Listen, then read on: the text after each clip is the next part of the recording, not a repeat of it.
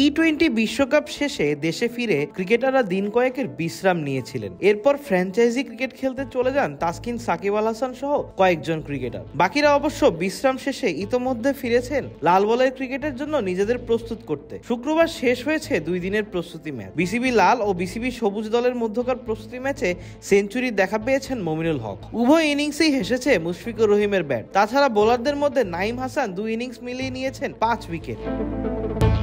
পাকিস্তান সফরের আগে চট্টগ্রামের জহুর আহমেদ চৌধুরী স্টেডিয়ামে টাইগাররা আরো একটি প্রস্তুতি ম্যাচ খেলবে। সেটি হবে 3 দিনের। আগামী পরশু 29 জুলাই থেকে শুরু হবে 3 দিনের প্রস্তুতি ম্যাচ, যা শেষ হবে 31 জুলাই। এরপর 2 দিনের বিশ্রাম। এরপর আবার ক্রিকেটাররা ফিরে আসবেন ঢাকায়। 3 আগস্ট থেকে শুরু হবে ঢাকায় অনুশীলন।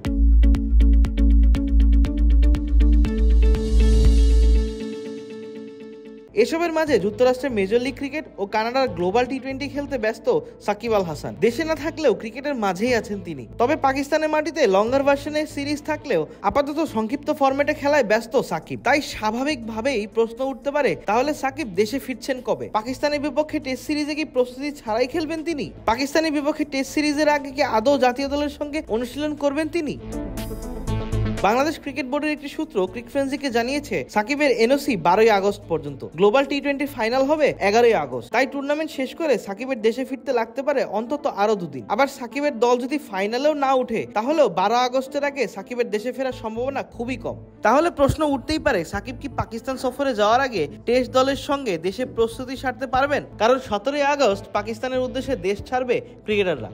তাই সাকিব যদি 15 আগস্টের মাঝে দেশে ফিরেন, তাহলে হয়তো 2-1 দিন প্রস্তুতি নেওয়ার সুযোগ পাবেন। এরপরে দেশের জন্য তো ইন্টারন্যাশনাল ক্রিকেট যেটা আছে, যে পাকিস্তানের সাথে টেস্ট সিরিজ।